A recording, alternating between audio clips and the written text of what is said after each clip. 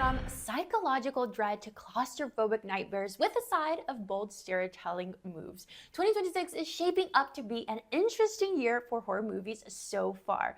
From claustrophobic deep-sea dives to fighting for your life in a building owned by a bloodthirsty cult, we've seen everything.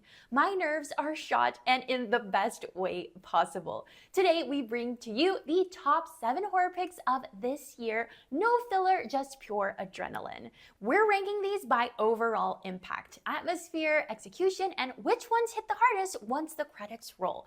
Make sure to stick around for our number 1 pick because it has a twist that left audiences reeling.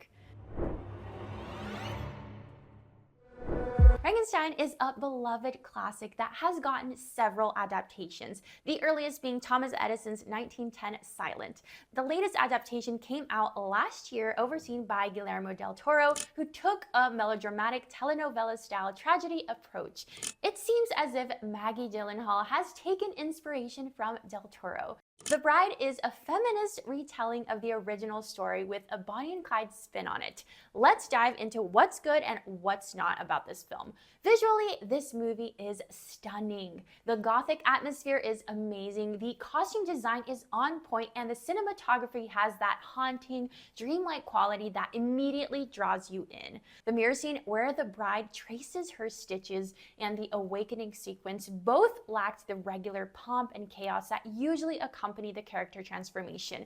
By choosing to remove the music and focusing just on the moment itself, these scenes became more impactful. The movie utilizes emotional horror over jump scares, which is a plus in my book. Christian Bale and Jessie Buckley are amazing as Frankenstein and the Bride, and the rest of the cast do their roles and do them well. Now, let's move on to why this movie didn't work. The pacing is slow, like really slow. For those who like fast-paced narratives, you might want to sit this one out. There were parts that felt too drawn out, especially that detective subplot, which honestly felt pointless to me. The second act of the movie really tested my patience. Those who like traditional horror with jump scares, this is not for you. Verdict? It's a beautiful and atmospheric movie that focuses on themes like rebellion, autonomy, and self-invention. It focuses more on emotions than the scares, but it's still worth a watch in my opinion. As Jessie Buckley's Bride says, "The dead have got something to say." I suggest you listen. If you want more horror lore breakdowns like this, then hit subscribe. We're pushing toward our first 1,000 subscribers, and every new one genuinely helps us make more videos like this. By day, they're retail workers. By night, they're masters of ritual. Directed by Meredith Allaway, Forbidden Fruits is an American horror comedy about a bunch of mall workers who run a secret witch cult. As a diehard Scream fan, I will always check out horror comedies, and we've gotten some good ones in the past few years, such as A Happy Death Day, Ready or Not, Phone Booth, and What We Do in the Shadows. Let's start with the good stuff. The first and foremost detail that I enjoyed is the fact that our 3 self-proclaimed witches are named after fruits: apple, fig, and cherry. They're played by Lily Reinhardt, Alexandra Shipp, and Victoria Pedretti, respectively. They are later joined by Pumpkin, played by Lola Tung, the new member who turns the entire setting upside down when she suspects something is amiss in the sisterhood, which has started to become sinister. The concept is fresh. As someone who works a day job, I too toy with the idea of engaging in the occult for my own personal satisfaction. The movie blends retail culture with occult horror in a way that feels fresh and fun. The basement scene takes the mundane setting and flips it into something entirely eerie. The initiation ritual was a perfect blend of unsettling and disturbing as well. The performances by the cast are also good, especially Pedretti. The movie has a balanced mix of horror and humor that makes it a fun viewing experience. Now, on to the bad stuff. For me, the biggest issue was the tonal inconsistency. For example, after the initiation ritual, which was a well-done horror moment, the scene cuts to a more comedic dialogue between the characters. Moments like that are everywhere throughout the movie. Oftentimes, I forgot that I was watching a horror comedy as there were more emphasis on the latter part. The third act of the movie, while visually strong, was rushed. There wasn't enough time given to the narrative to develop properly. The final confrontation felt rushed. The character motivations become less clear, and the emotional payoff isn't satisfying at all. Verdict? The movie is chaotic, fresh, and weird in a good way, but the inconsistency and poorly executed third act keep it from being a top pick. Brought to you by the man who gave us Evil Dead and Don't Move. Sam Raimi enters 2026 with a survival horror thriller with elements of comedy. The cast includes the magnetic duo of Dylan O'Brien and Rachel McAdams. The plot centers around a woman and her overbearing boss who are stranded on an island in the wake of a plane crash. They are trying their best to survive, but something won't let them. Let's start with the good things. The movie excels at building tension and realism. The delayed voice message gives you chills. The fact that you hear someone's last moments too late creates an emotional weight that lingers. The failed rescue sequence is another example. The glitch scene was a good touch. It was subtle and didn't try to force the scare. On to the bad things. The movie is formulaic. It's too predictable. The failed rescue sequence I mentioned earlier followed the typical survival horror dynamics, and some characters lack depth, such as Marcus Hale and Lena Cruz. Both of them aren't given clear enough backstories for the audience to relate to them, and neither of them go beyond enough to make an impact within the movie itself. So, verdict? For the most part, it is a tense and effective horror film that executes the idea well, but it plays safe too much.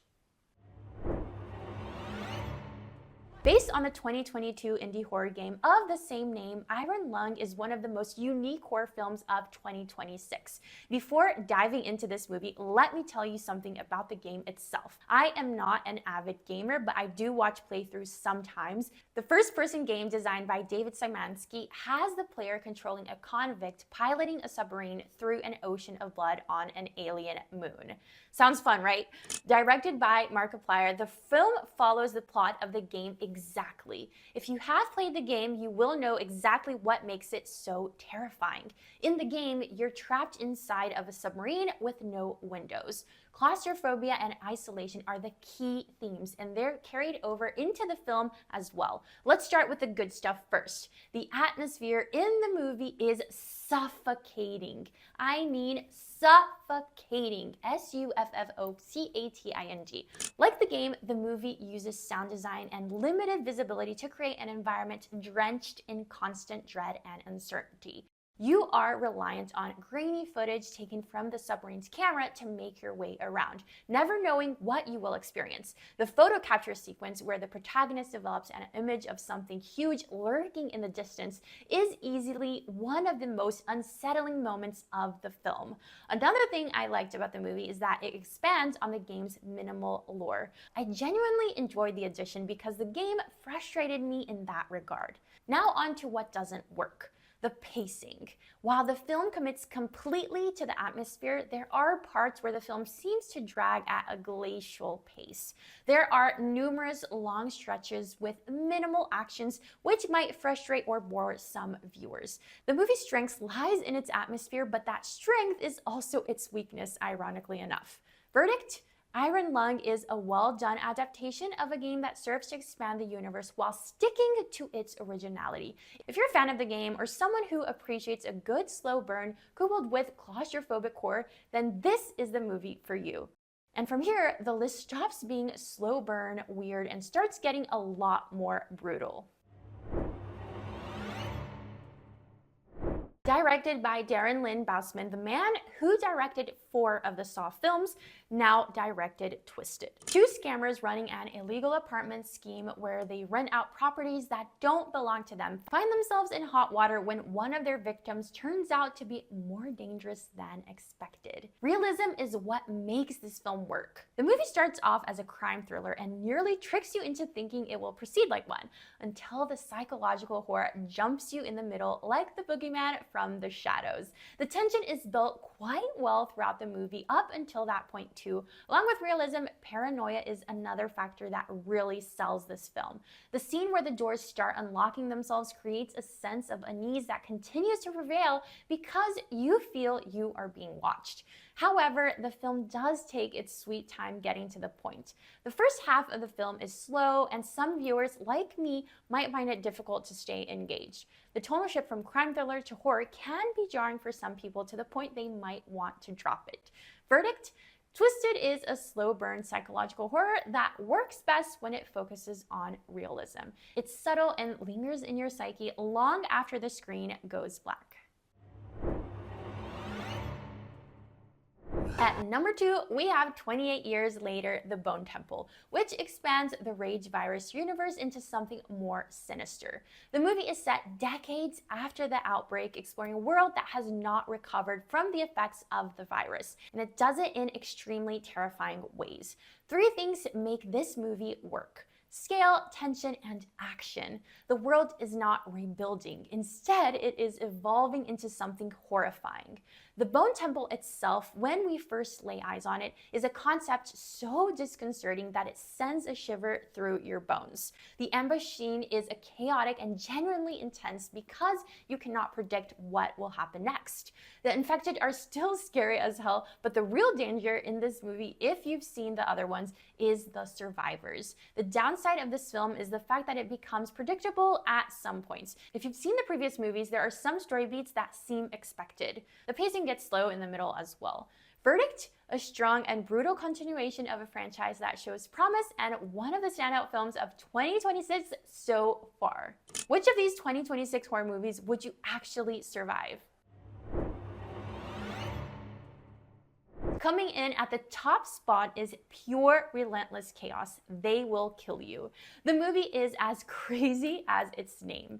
It focuses on Asia Reeves, played by Zazie Beetz, who is a housekeeper in an apartment controlled by a violent cult, trying to find her missing sister. This movie does not let up for 1 second. Nope. From start to finish, you are perched on the edge of your seat, your fingers in your mouth, biting down on your nails. The pacing is quick, the violence is brutal, and the energy remains high throughout. I genuinely love the fact that Asia was an ex-convict, which honestly made her a badass character for me. And watching her fight for her life was one of the best things about this film, as much as it stressed me out. The intensity is what sells the movie. The hallway fight sequence is one of my top favorite moments from this movie, as it is a combination of good action and raw horror.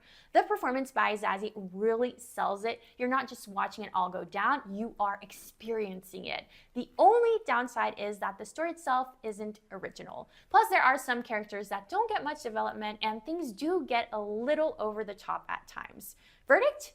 They Will Kill You is loud, intense, and violent. It may not be subtle like Iron Lung, but its lack of subtlety is what makes it stand above the other movies in this video and makes it the top pick of 2026 so far. And that's the list.